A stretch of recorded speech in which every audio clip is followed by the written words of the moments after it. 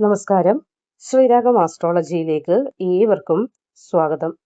നമ്മൾ മനുഷ്യരുടെ ജീവിതം എന്നത് ഒരേപോലെ എപ്പോഴും അങ്ങനെ മുന്നോട്ട് പോവുകയില്ല. ചില സമയങ്ങളിൽ നമ്മൾ എത്രയൊക്കെ കഠിനമായി ശ്രമിച്ചാലും ഒന്നും തന്നെ നടക്കാറില്ല. പക്ഷേ ചില സമയങ്ങളിലാകട്ടെ ഒന്നും ചെയ്യാതെ വെറുതെ ഇരുന്നാൽ പോലും ഭാഗ്യം നമ്മളെ തേടിയെത്തുന്ന സന്ദർഭങ്ങളും വരാറുണ്ട്. ഈ 2026 വിഷുവിന് ശേഷം അത്തരമൊരു സമയമാണ് വരുന്നത്. പ്രത്യേകിച്ച് പറയുകയാണെങ്കിൽ 5 നക്ഷത്രക്കാർക്ക്. കാരണം എന്തെന്നാൽ അപൂർവമായ ഒരു യോഗം, അതായത് ഗജകേസരി യോഗം. ഈ യോഗം വരുമ്പോൾ നിങ്ങളുടെ ജീവിതത്തിൽ, അതായത് പാവപ്പെട്ടവൻ പോലും സമ്പന്നനായി മാറും എന്നതാണ്. സാധാരണക്കാരനായ ഒരു വ്യക്തിയാകുന്നെങ്കിൽ പ്രശസ്തനായി മാറുന്നതാണ്. പരാജയത്തിന്റെ കയ്പുനീര് കുടിച്ചുകൊണ്ടിരിക്കുന്ന ഒരു വ്യക്തിയാണെങ്കിൽ വിജയിയായി മാറുകയും ചെയ്യും. ഇന്നത്തെ ഈ വീഡിയോയിൽ ആ 5 നക്ഷത്രക്കാർ ആരൊക്കെയാണ്, എന്തുകൊണ്ടാണ് ഇവർക്ക് ഈ ഭാഗ്യം വരുന്നത്, എങ്ങനെയാണ് ഈ ഭാഗ്യം പൂർണ്ണമായി ഉപയോഗിക്കേണ്ടത് എന്നതെല്ലാം നമുക്കൊന്ന് വിശദമായിട്ട് നോക്കാം. ആദ്യമായി ഒരു കാര്യം മനസ്സിലാക്കേണ്ടതുണ്ട്. എന്താണ് ഈ ഗജകേസരി യോഗം എന്നത്? ജ്യോതിഷശാസ്ത്ര പ്രകാരം ചന്ദ്രനും വ്യാഴനും തമ്മിലൊരു പ്രത്യേക ബന്ധം ഉണ്ടാകുമ്പോൾ അതിനെയാണ് ഗജകേസരി യോഗം എന്ന് പറയുന്നത്. നമുക്കറിയാം, ചന്ദ്രൻ എന്നാൽ മനസ്സിന്റെ കാരകത്വം വഹിക്കുന്ന ഗ്രഹമാകുമ്പോൾ വ്യാഴം ബുദ്ധി, ജ്ഞാനം, അറിവ് എന്നിവയുടെ കാരകത്വം കൂടി ഇവിടെ വഹിക്കുന്നുണ്ട്. അപ്പോൾ ഈ 2 ഗ്രഹങ്ങളും ചേർന്നാൽ ഒരു മനുഷ്യൻ സാധാരണക്കാരനല്ല എന്ന അവസ്ഥയിലേക്ക് മാറുന്നുണ്ട്. അതിനാൽ തന്നെ ഇവിടെ തീരുമാന ശക്തി എടുക്കാനായി വ്യാഴത്തിന്റെ ഒരു ബലമുണ്ടാകുന്നു. സാമ്പത്തികമായ ഉന്നതി വ്യാഴം നൽകുന്നുണ്ട്. അതേപോലെ തന്നെ തീരുമാനങ്ങൾ ബുദ്ധിശക്തിയായ രീതിയിൽ എടുക്കാനും അത് പ്രാവർത്തികമാക്കാനും ഒക്കെയുള്ള അവസരവും ഭാഗ്യവും വ്യാഴവും നമുക്ക് പ്രദാനം ചെയ്യുന്നുണ്ട്. നമുക്കറിയാം, ബുദ്ധിയുടെ കാരകത്വം വഹിക്കുന്നത് ബുധനാണ്. എന്നാൽ പോലും ഇവിടെ വ്യാഴവും അതേപോലെ ബുദ്ധി, സമ്പത്ത്, നേട്ടങ്ങൾ, ഐശ്വര്യം എന്നിവയൊക്കെ തരുന്ന ഗ്രഹം കൂടിയാണ്. അപ്പോൾ ഇത് രണ്ടും, ഈ ഗ്രഹങ്ങൾ രണ്ടും ഉണ്ടെങ്കിൽ ജീവിതത്തിൽ വലിയൊരു ഉയർച്ച വരും എന്നതിൽ യാതൊരുവിധ സംശയവും ആവശ്യമില്ല. അപ്പോൾ ഈ 2026 വിഷുവിന് ശേഷം ഈ യോഗം ശക്തമായി പ്രവർത്തിക്കാൻ പോകുന്നത് ചില പ്രത്യേക നക്ഷത്രങ്ങളിലാണ്. അതിൽ ആദ്യത്തെ നക്ഷത്രം ഏതാണ് എന്ന് നമുക്ക് നോക്കാം. ആദ്യത്തെ നക്ഷത്രം തന്നെ രോഹിണിയാണ്. രോഹിണി നക്ഷത്രക്കാരുടെ ജീവിതത്തിൽ ഇതുവരെ ഉണ്ടായിരുന്ന സാമ്പത്തിക ബുദ്ധിമുട്ടുകൾ 3 മാസത്തിനുള്ളിൽ മാറാൻ സാധ്യത കൂടുതലായി കാണുന്നുണ്ട്. അതായത് തടസ്സപ്പെട്ട പണം അത് തിരികെ കിട്ടും, കടങ്ങളൊക്കെ തീരും.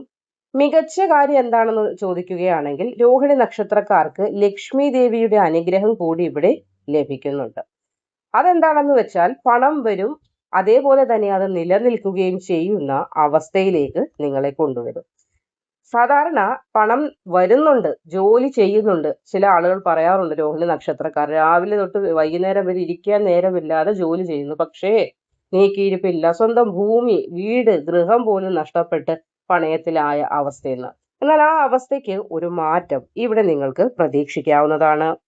ഇനി രണ്ടാമത്തെ നക്ഷത്രമായി വരുന്നത് പുണർദം നക്ഷത്രമാണ്. അപ്പോൾ പുണർദം നക്ഷത്രക്കാർക്ക് വ്യാഴത്തിന്റെ അനുഗ്രഹം പൂർണ്ണമായി ഈ ഒരു സമയത്ത് ലഭിക്കുന്നതാണ്. അതുകൊണ്ട് തന്നെ എത്ര കാലമായിട്ടും നിങ്ങൾ മനസ്സിൽ കൊണ്ടു നടന്ന ചില സ്വപ്നങ്ങൾ, ആഗ്രഹങ്ങൾ, ഇതൊക്കെ സത്യമായി തീരുന്നതാണ്. ഒരു വീട്, അതല്ലെങ്കിൽ ഒരു കാറ്, അതും അല്ലെങ്കിൽ സ്ഥിരമായ വരുമാനത്തോടു കൂടിയ ഒരു ജോലി, ഇതൊക്കെ ആയിരിക്കും നിങ്ങൾക്ക് വന്നു ചേരാൻ പോകുന്നത്. പക്ഷെ ഒരു കാര്യം ശ്രദ്ധിക്കേണ്ടതുണ്ട്.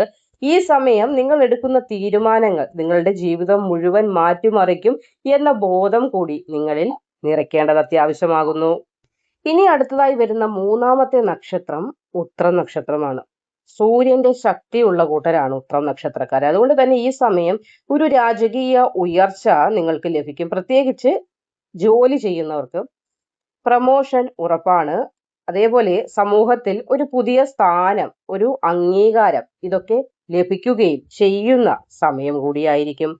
ഇനി നാലാമത്തെ നക്ഷത്രമായി വരുന്നത് ചിത്തിര നക്ഷത്രമാണ്. ചിത്തിര നക്ഷത്രക്കാർക്കാണ് ഏറ്റവും വലിയൊരു സാമ്പത്തിക നേട്ടം വരുന്നത്. നിക്ഷേപങ്ങൾ ഉണ്ടാകും, പെട്ടെന്നുള്ള ഒരു വളർച്ച ജീവിതത്തിൽ വരും. Real estate, share market, business, ഇതിൽ ഏതായാലും നിങ്ങൾക്ക് ആ മേഖലയിൽ വിജയക്കൊടി പാറിക്കുവാൻ സാധിക്കും. പക്ഷേ ചിലവ് കൂടാനുള്ള ഒരു സാധ്യത വന്നേക്കാം. അതുകൊണ്ട് ചിലവുകൾ ചുരുക്കി മുന്നോട്ട് പോകാനായിട്ട് ഒന്ന് ശ്രമിക്കുന്നത് ഉത്തമമായിരിക്കും. ഇനി അവസാന നക്ഷത്രമായി പറയാനുള്ളത് ഉത്രാടമാണ്. ഈ നക്ഷത്രക്കാർക്ക് ഒരു വലിയ മാറ്റമാണ് വരുന്നത്. അതായത് വിദേശ ഭാഗ്യം, പണം, പ്രശസ്തി. നിങ്ങൾ വിചാരിക്കാത്ത രീതിയിലുള്ള ഒരു ജീവിത മാറ്റം വന്നു ചേരും. വിദേശത്ത് പോകാൻ തയ്യാറെടുക്കുന്നവരോ അല്ലെങ്കിൽ വിദേശത്ത് പോകാൻ പ്ലാൻ പോലും ഇല്ലാതിരിക്കുന്നവരാണെങ്കിൽ പോലും അതിനുള്ള ചില മാർഗങ്ങൾ നിങ്ങളുടെ മുന്നിൽ തെളിഞ്ഞു വരികയും ചെയ്യുന്നതാണ്. അപ്പോൾ ഈ ഭാഗ്യങ്ങളെല്ലാം ലഭിക്കാൻ ചില ചെറിയ കാര്യങ്ങൾ നിങ്ങളൊന്ന് ചെയ്യേണ്ടതായിട്ടുണ്ട്. അതായത് ദിവസവും വിഷ്ണു സഹസ്രനാമം ജപിക്കുക. ഇനി ജപിക്കാൻ ബുദ്ധിമുട്ടാണെങ്കിൽ മൊബൈൽ കേട്ടുകൊണ്ടിരുന്നാലും മതി. പൂജാമുറിയിൽ ഇരുന്ന് അത് മൊബൈലിൽ ഒന്ന് കേട്ട് ചെറിയ ശബ്ദത്തിൽ, ഒരുപാട് വലിയ ശബ്ദത്തിൽ ഇടേണ്ട, ചെറിയ ശബ്ദത്തിലിട്ട് അതൊന്ന് കേട്ടുകൊണ്ടിരിക്കുന്നതും വളരെയധികം ഉത്തമമായിരിക്കും. അങ്ങനെ കേട്ട് കേട്ട് വരുമ്പോൾ നമുക്ക് ചൊല്ലാൻ, അതായത് കണ്ട് ചൊല്ലാനുള്ള ഒരു ആഗ്രഹം വരും. അതുമല്ല, നമ്മളൊരു കാര്യം ഡെയിലി കേട്ട് കേട്ട് വരുമ്പോൾ ഓട്ടോമാറ്റിക്കലി നമ്മുടെ മനസ്സ് അതിനെ പിടിച്ചെടുക്കാൻ ശ്രമിക്കുകയും നമുക്കത് മനസ്സിൽ തന്നെ ആ വരികൾ ഉരുത്തിരിഞ്ഞു വരികയും ചെയ്യും, വിശ്വാസത്തോടെ കേൾക്കുകയാണെങ്കിൽ മാത്രം. ഇനി വ്യാഴാഴ്ച വ്രതം എടുക്കുകയാണെങ്കിൽ അതും ഉത്തമമായിരിക്കും. കൂടാതെ ഏറ്റവും പട്ടിണി പാവങ്ങളായ, ഏറ്റവും ദാരിദ്ര്യം അനുഭവിക്കുന്ന ആളുകൾക്ക് എന്തെങ്കിലുമൊക്കെ സഹായങ്ങൾ ചെയ്താലും ഏറ്റവും അധികം ഫലം നിങ്ങൾക്ക് വന്നു ചെയ്യും. കാരണം ഭാഗ്യം വരുന്നത് ഒരു കാര്യം, അതായത് അത് നിലനിർത്തുന്നത് മറ്റൊരു കാര്യം. ഭാഗ്യം വരും, നമുക്ക് എല്ലാവർക്കും ഭാഗ്യമുണ്ട്. പക്ഷേ അത് നിലനിർത്തി കൊണ്ടുപോകാനുള്ളതായ അറിവുകൾ നമുക്കില്ലാതെ വരുമ്പോഴാണ് ഭാഗ്യം നമ്മളിൽ നിന്ന് ചില സമയങ്ങളിൽ നഷ്ടമായും പോകുന്നത്. ശരിയല്ലേ? അപ്പോൾ ഇവിടെ ഈ ഒരു ഭാഗ്യത്തെ നമ്മളിലേക്ക് വരാൻ പോവുകയാണ് ഈ ഒരു ഭാഗ്യം വിഷുവോടുകൂടി. അപ്പോൾ അതിനെ നമ്മൾ എങ്ങനെയാണ് നമ്മളിലേക്ക് എത്തിക്കേണ്ടത് എന്ന് ചോദിച്ചാൽ അതിനുള്ള മാർഗങ്ങളാണ് വ്യാഴാഴ്ച വ്രതം, വിഷ്ണു സഹസ്രനാമ കീർത്തനം കേൾക്കുന്നത്, അതേപോലെ അടുത്ത വിഷ്ണു ക്ഷേത്രം ഉണ്ടെങ്കിൽ അവിടെ പോയി ദർശനം നടത്തുന്നതും ഒക്കെ നിങ്ങളുടെ ഭാഗ്യത്തെ നിങ്ങളിലേക്ക് ആഗീരണം ചെയ്ത് എടുക്കുന്നതിന് സഹായിക്കും. അതായത് സൂര്യപ്രകാശം, കൊച്ചുകുട്ടികൾ പ്രസവമൊക്കെ കഴിഞ്ഞ് ആ ആദ്യത്തെ ആ ജനന ഉള്ള കുഞ്ഞുങ്ങളെ സൂര്യപ്രകാശം കൊള്ളിക്കണമെന്ന് നമ്മൾ പറയാറുണ്ട്. വീട്ടിനകത്ത് വെച്ചുകൊണ്ടിരുന്നാൽ പറ്റുമോ? അതിന് വെളിയിൽ കൊണ്ടുപോയി ഇളം ചൂട് അല്ലെങ്കിൽ ഇളം വെയിൽ അവരുടെ ദേഹത്ത് ഏൽക്കണം എന്ന് പറഞ്ഞതുപോലെ നമ്മൾ വീട്ടിൽ കെട്ടി അടച്ച് തന്നെ വീട്ടിൽ ഇരുന്നാൽ പോരാ. നമ്മളുടെ ആ ഒരു ഭാഗ്യത്തിനെ എങ്ങനെ നമ്മളിലേക്ക് എത്തിക്കാനായിട്ട് എന്തൊക്കെ തടസ്സമുണ്ടോ അതിനെ മാറ്റിയിട്ട് നേർരേഖ കാണിച്ചു കൊടുക്കണം, നേർവഴി കാണിച്ചു കൊടുക്കണമെങ്കിൽ ക്ഷേത്ര ദർശനങ്ങൾ വേണം, മന്ത്രോച്ചാരണങ്ങൾ വേണം. എപ്പോഴും സിനിമാ പാട്ട് കേട്ടുകൊണ്ട് നടന്നാലൊന്നും ഭാഗ്യം വരികയില്ല. അതുകൊണ്ടാണ് പറയുന്നത്, പാട്ടുകൾ കേട്ടോളൂ, അതൊക്കെ മനസ്സിലൊരു ലക്ഷ്യ ടൈമിൽ എന്തെങ്കിലും കാര്യങ്ങൾ നമ്മൾ ചെയ്യേണ്ടതാണ്. എങ്കിൽ പോലും ചില സമയങ്ങളിൽ നമ്മുടെ മൊബൈൽ, എല്ലാവരുടെയും കയ്യിൽ ഇപ്പോൾ മൊബൈലുണ്ട്, ആ മൊബൈലിൽ ചെറിയ ഡിവോഷണൽ സോങ്സ് ഒക്കെ എടുത്തൊന്ന് കേൾക്കുകയാണെങ്കിൽ നമ്മുടെ മനസ്സിന് ഒരു റിലാക്സേഷൻ ഉണ്ടാകും. ഒരുപാട് ടെൻഷനിൽ ഓടി നടക്കുന്ന ഒരു സമയമാണിത്. കൊച്ചു കുട്ടികളാണെങ്കിൽ പഠിത്തത്തിന്റെ ടെൻഷൻ, വലിയവരാണെങ്കിൽ കടങ്ങൾ അല്ലെങ്കിൽ അവരുടെ ജോലിയുമായി ബന്ധപ്പെട്ട കാര്യങ്ങൾ, അങ്ങനെ 100,000 ടെൻഷനിൽ ഓടി നടക്കുമ്പോൾ മിക്ക ആളുകളും പണ്ടത്തെ പാട്ടുകളൊക്കെ കേട്ടാണ് സമയം കളയുന്നത്, അല്ലെങ്കിൽ മനസ്സിന് ശാന്തത കൊടുക്കുന്നത്. അതേസമയം നിങ്ങൾ ചെറിയ ചെറിയ കീർത്തനങ്ങൾ, അതേപോലെ ഈ വിഷ്ണു സഹസ്രനാമം, പ്രത്യേകിച്ച് ഈ പറഞ്ഞ നക്ഷത്രക്കാര്, നിങ്ങൾ ഇതൊക്കെ ഒന്ന് കേൾക്കാൻ ശ്രമിക്കുകയാണെങ്കിൽ, ഇത് വെറുതെ പറയുകയല്ല, വലിച്ചു നീട്ടുന്നു എന്ന് പറയും വീഡിയോ, അതുമല്ല, നിങ്ങൾ ഇതൊക്കെ ഒന്ന് കേൾക്കുകയാണെങ്കിൽ ഒരാഴ്ച നിങ്ങളൊന്ന് ശ്രമിച്ചു നോക്കുക. വീട്ടിൽ ഇരിക്കുന്ന അമ്മമാർക്കൊക്കെ ഇത് ചെയ്യാവുന്നതാണ്. ആ മൊബൈൽ എടുത്ത് നാമങ്ങൾ ചെവിയിൽ ഇങ്ങനെ കേട്ടുകൊണ്ടേ ഇരിക്കുമ്പോൾ നിങ്ങളുടെ മനസ്സിലും പോസിറ്റിവിറ്റി ഉണ്ടാവും. പെട്ടെന്നുള്ള ഈ ദേഷ്യമൊക്കെ ഉണ്ടല്ലോ, അതൊക്കെ ഒരുപാട് കുറയ്ക്കുന്നതിനും, നമുക്ക് അനുഭവത്തിലുള്ള കാര്യമാണ് നിങ്ങളിലേക്ക് ഈ പറയുന്ന ദേഷ്യം, അല്ലെങ്കിൽ നമുക്ക് നാളെക്കുറിച്ച് ഓർത്തുള്ള ആ ഒരു ജിജ്ഞാസ, വെപ്രാളം, ഇതിനെയൊക്കെ നിയന്ത്രിക്കുന്നതിനും ഈ മന്ത്രോച്ചാരണങ്ങൾ ചൊല്ലുന്നതും ശ്രവിക്കുന്നതിലൂടെയും ക്ഷേത്ര ദർശനങ്ങൾ നടത്തുന്നതിലൂടെയും സാധ്യമാകുന്നതാണ്. അപ്പോൾ ഒരു പ്രധാന കാര്യം കൂടി ഉണ്ട്, അത് പറയാതെ പോകാൻ സാധിക്കില്ല. അതായത് ഈ പറഞ്ഞ 5 നക്ഷത്രക്കാരും ഭാഗ്യമുള്ളവർ തന്നെയാണ്. പക്ഷേ എല്ലാവർക്കും ചിലപ്പോൾ ഒരേ രീതിയിൽ ലഭിക്കുമോ എന്ന് ചോദിച്ചാൽ അത് ഇല്ല എന്ന് വേണമെങ്കിലും പറയേണ്ടതായിട്ടുണ്ട്. കാരണം എന്തെന്നാൽ ഇവിടെ നമ്മൾ പൊതുവായുള്ള ഫലമാണ് പറയുന്നത്, നക്ഷത്രക്കാർക്ക് ഭാഗ്യം വരുമെന്ന്. ചില ആളുകൾക്ക് ജാതകത്തിൽ എന്തെങ്കിലും ദോഷമുണ്ടെങ്കിലും ഈ ഗജകേസരി യോഗത്തിന്റെ ഫലം പൂർണ്ണമായി ലഭിക്കാതെ പോകാം. ഉദാഹരണത്തിന് ശനിദോഷം കൂടുതലായിട്ടുള്ളവര്, അല്ലെങ്കിൽ രാഹു കേതു ബാധയുള്ളവര്, അല്ലെങ്കിൽ ചന്ദ്രൻ ബലഹീനമായി നിൽക്കുകയാണെങ്കിൽ അങ്ങനെയുള്ളവർക്ക്, അവർക്കൊക്കെ ഈ ഭാഗ്യം മുന്നിൽ വരും.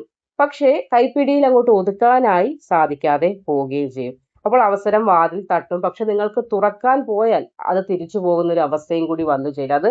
അതുകൊണ്ടാണ് പറയുന്നത് ജാതകം കൂടി ഒന്ന് വിശകലനം ചെയ്യണം. നമ്മൾ പൊതുവായിട്ടുള്ള ഫലങ്ങളാണ് പറയുന്നത്. കാരണം നമ്മൾ പൊതുവായിട്ടുള്ള ഗ്രഹങ്ങളുടെ മാറ്റങ്ങളെ ഇവിടെ പ്രതിപാദിക്കാൻ സാധിക്കുള്ളൂ. ഓരോ വ്യക്തികളുടെയും ജനന സമയം വെച്ച് വേണം നമുക്കിതിനെ കൃത്യമായിട്ടൊന്ന് വിശകലനം ചെയ്യാനായിട്ട്. അതുകൊണ്ട് തന്നെ ഈ സമയം നിങ്ങൾ നിർബന്ധമായും ചെയ്യേണ്ടതായ ചില കാര്യങ്ങളുണ്ട്. അത് പൊതുവായിട്ടുള്ള പറയുകയാണെങ്കിൽ പോലും നിങ്ങൾ ഇത് ചെയ്താൽ ജാതകത്തിൽ ചില ദോഷങ്ങൾ ഉണ്ടെങ്കിലും അതിന്റെ കാഠിന്യത്തെ കുറച്ച് ഇത്തിരിയെങ്കിലും ഭാഗ്യം നമ്മളിലേക്ക് എത്തിക്കാനായി സാധിക്കും. അതിൽ ആദ്യത്തെ കാര്യം തന്നെ വ്യാഴാഴ്ച വ്രതമെടുക്കുന്നതാണ്. കൂടാതെ ഒരു വ്യാഴാഴ്ച ദിവസം ഒരു ദീപം തെളിയിക്കുക. അതായത് നമ്മുടെ വ്യാഴ ഭഗവാനെ പ്രാർത്ഥിച്ചുകൊണ്ട്, അതായത് വ്യാഴം എന്ന് പറയുമ്പോൾ ഭഗവാൻ വിഷ്ണുവിനെ മനസ്സിൽ സങ്കല്പിച്ചുകൊണ്ട് എന്നും നമ്മൾ ദീപം തെളിയിക്കുന്നവരാണ്, പൂജാമുറിയിൽ ദീപം തെളിയിക്കുക. അതുകൂടാതെ ചെറിയ ഒരു ചിരാതുണ്ടല്ലോ, ആ ചിരാതിൽ അല്പ എണ്ണയോ നെയ്യോ ഒഴിച്ചൊരു ദീപം തെളിയിച്ച് ഭഗവാൻ വിഷ്ണുവിനെ അല്ലെങ്കിൽ വ്യാഴത്തിനെ ഒന്ന് പ്രാർത്ഥിക്കുന്നത് നല്ലതായിരിക്കും. പിന്നെ സഹസ്രനാമം ജപിക്കുക, വിഷ്ണു സഹസ്രനാമം ജപിക്കുന്നത്. ഇനി അതല്ലെങ്കിൽ ഭക്ഷണം കൊടുക്കുന്ന കിളികൾക്ക് കൊടുക്കാവുന്നതാണ്. ഇനി ആ ഭക്ഷണം അന്നദാനം നടത്താവുന്നതാണ്. അങ്ങനെ പല കാര്യങ്ങളൊക്കെ നമുക്ക് ചെയ്താൽ ഈ ഒരു ഭാഗ്യം, ജാതകത്തിലുള്ള ദോഷത്തെ പോലും മാറ്റിയിട്ട് ഈ ഭാഗ്യത്തെ നമ്മളിലേക്ക് എത്തിക്കാനായി നമുക്ക് സാധിക്കുന്നു. ഇതൊക്കെ കേൾക്കുമ്പോൾ ചെറുതായിട്ട് തോന്നും, എങ്കിൽ പോലും ഭാഗ്യത്തിന്റെ വാതിലുകൾ നമ്മുടെ മുന്നിൽ തുറക്കുമ്പോൾ അത് കിട്ടാനുള്ള ചില തടസ്സങ്ങൾ നമ്മുടെ ജാതകം വഴി നമുക്ക് വന്നു ചേരും. അപ്പോൾ അതിനെ മാറ്റേണ്ടതും ആ ഒരു താക്കോൽ നമ്മുടെ കയ്യിലാക്കേണ്ടത് നമ്മുടെ കടമയാണ്. അപ്പോൾ ഇവിടെ ഇങ്ങനെ പറഞ്ഞു തന്ന കാര്യങ്ങളൊക്കെ ഒന്ന് ചെയ്തു നോക്കുക. 5 നക്ഷത്രക്കാർക്കും നല്ലൊരു സമയമാണ് വരുന്നത്. ആ സമയത്തെ പൂർണ്ണമായി ഉപയോഗപ്പെടുത്താൻ നമ്മളാൽ കഴിയുന്ന കാര്യങ്ങളൊന്നും നമ്മൾ ചെയ്യുന്നത് നല്ലതായിരിക്കും. എല്ലാവിധ നേട്ടവും ഭാഗ്യവും ഐശ്വര്യവും ഏവർക്കും ഉണ്ടാകട്ടെ എന്ന് ആശംസിക്കുന്നു. നന്ദി.